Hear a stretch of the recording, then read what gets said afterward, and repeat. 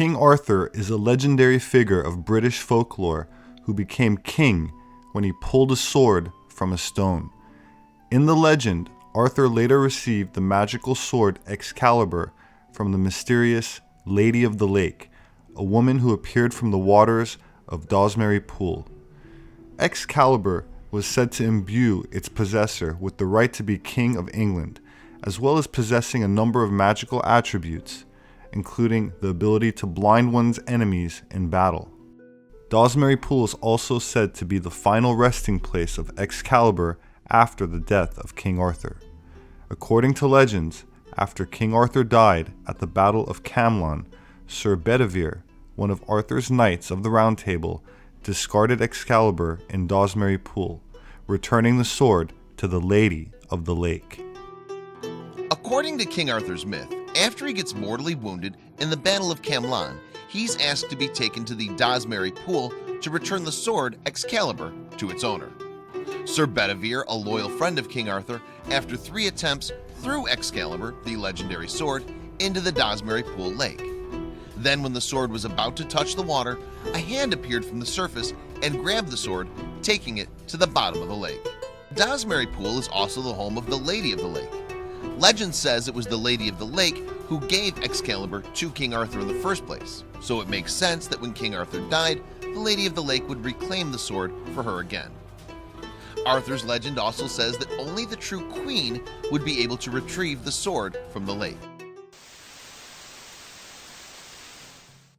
The earliest datable attestation of the name Arthur is a 5th to 6th century Celtic Briton general who fought against the invading Saxons, and who may have later given rise to the current version of the famous King Arthur of medieval legend and literature. The exact origins of the name Arthur remains a matter of debate. Some scholars say it means son of the bear or warrior king. Some say bear prince or bear man.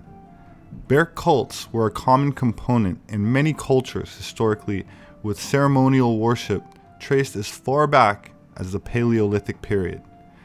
Archaeological findings of buried bear remains uncovered the bones in unusual arrangements and placed in a way not naturally possible. Archaeologists and paleoanthropologists alike attribute the carefully placed arrangements to Neanderthals as an integral part of what looks like a ritual ceremony. This topic is touched on in the book series and movie called The Clan of the Cave Bears, which speculates on the possibilities of interactions between Neanderthal and modern Cro-Magnon humans.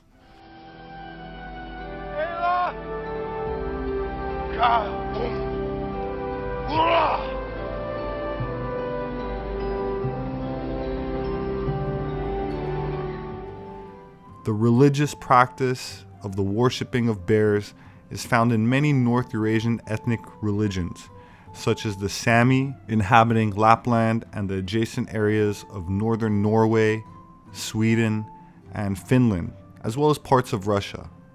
The Nivk, who are a native indigenous people around Siberia. The Ainu, a native population in Japan. Pre-Christian Basques, who are currently confined to an area between Spain and France, but long ago covered most, if not all, of Europe. And the Finns. Prior to the Christianization of Finland, polytheistic Finnish paganism was widespread amongst indigenous Scandinavian cultures. Along with worshipping the principal god of thunder and sky, they also heavily worshipped and respected bears, which represented a universal goddess or divine feminine energy, what is anthropologically referred to most commonly as a fertility or sex cult. I'll touch on this again deeper at another time. The typical illustration of Artemis, Greek goddess of the hunt, depicts her with either a hunting dog or stag. However, one of Artemis's most sacred animals was the bear. Artemis had domain over the forest and all wildlife within it. The bear was the largest and most powerful animal, and so Artemis found it to be special. Artemis's cult spread over Greece, where young girls played she-bears in honor of Artemis, and as a preparation for motherhood.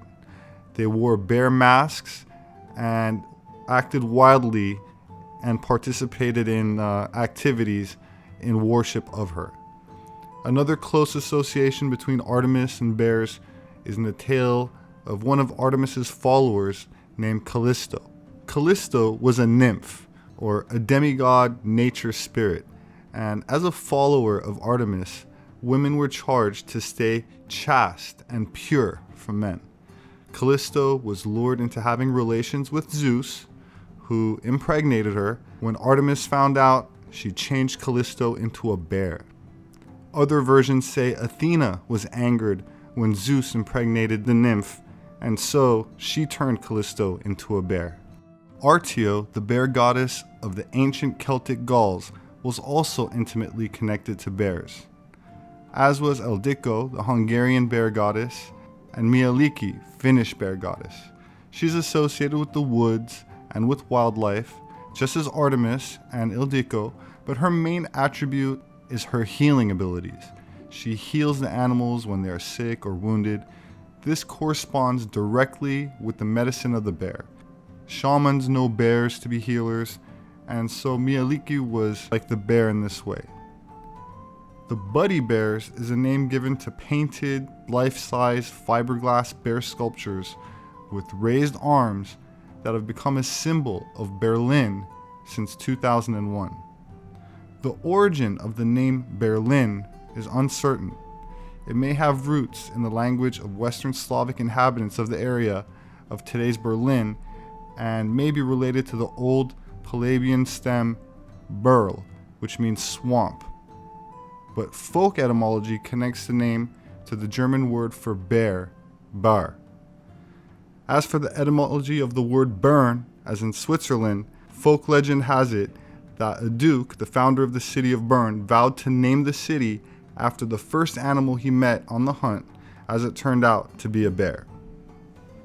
Berlin and Bern both fly flags with a black bear with its tongue sticking out.